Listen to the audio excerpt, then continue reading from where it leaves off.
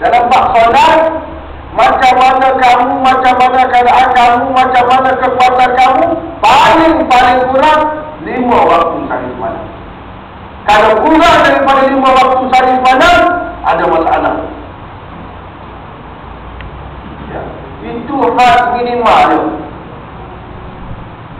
Kalau maksimal, itu banyak lagi lah. Nak buat solat sunat, nak buat berapa jenis sunat, kita pulang. Waktu siang boleh buat, waktu malam boleh buat, digalakkan qiyamul lail dan sebagainya. Itu yang lebih. Paling rendah, had minimal. Ya.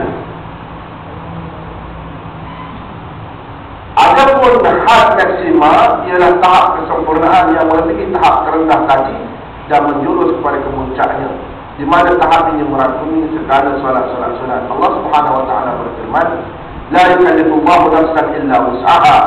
Allah tidak membebani seseorang melainkan sesuai dengan kemampuannya. Okey. Lihat, kita dah berada di penghujung bab yang pertama. Melalui bab ini diharapkan agar setiap pembaca akan dapat memahami pengertian dan maksud dari setiap perkataan yang digunakan dalam perbincangan ini. Di akhir bab ini diharapkan setiap pembaca akan dapat memahami tentang ciri-ciri utama agama Islam, walaupun perbincangannya agak ringkas. Setelah bincangkan, sekalipun agak ringkas, paling kurang telah menyediakan saudara-saudara sekalian, puan-puan, dengan kefahaman yang jelas tentang Islam itu macam mana. Jadi ini dengan sendiri akan memudahkan kita selepas daripada ini. Ya, sebab kita akan bincang dalam bab yang kedua, Islam Hadari versus Islam Badawi. Ini bab yang kedua, di mana dalam bab ini saya cuba membincangkan satu topik yang di waktu penulisan buku ini agak hangat. Cuma sekarang ini dah tak jadi hangat lagi lah.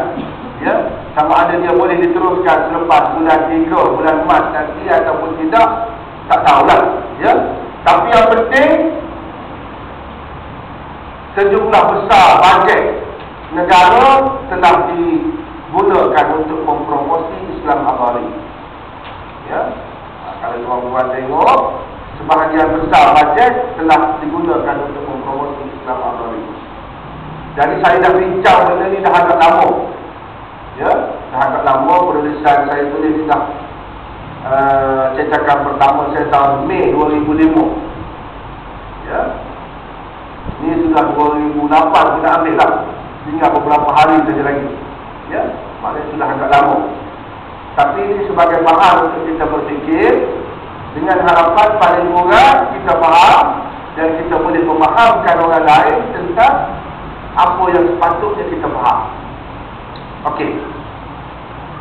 Di mana pihak kerajaan Malaysia telah mengambil langkah mempelopori penggunaan istilah baru Islam Hadari untuk dipromosikan kepada rakyat terbanyak. Tindakan ini telah disokong oleh sesetengah pihak dan ditentang oleh setengah yang lain.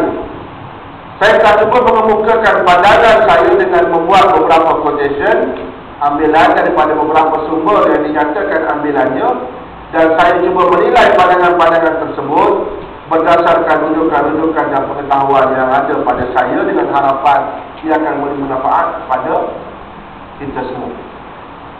Okey. Saya boleh bahagikan secara mudah ya. Dalam bab Islam Hadari, ada orang setuju, ada orang tak setuju. Ada yang duduk tengok-tengok, tak tahu tak setuju ke tak setuju. Ini keadaan dia. Jadi apa yang saya buat, saya cuba kemukakan beberapa quotation, ambilan yang saya ambil daripada sumber-sumber rujukan yang saya sebutkan di belakang. Kalau tuan-puan dah ada buku saya, boleh tengok di belakang itu senarai rujukan. Itulah bahan-bahan yang saya rujuk, yang dikira sebagai apa ni,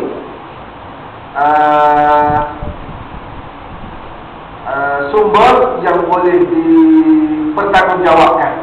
Ia bukan diambil untuk tepi kedai kopi mana, jumpa jalan nak beli kapur ke, tak ada.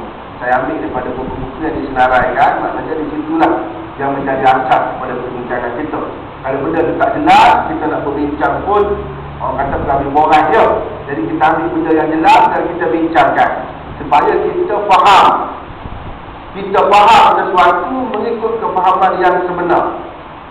Dan saya tidak nak paksa apa yang saya sebut kali ini kepada tuan-puan. Tuan-puan boleh fikir sendiri dan boleh membuat keputusan sendiri. Saya sekadar nak membuka minda untuk kita lihat, dan akhirnya tuan-puan nak buat keputusan. Ya.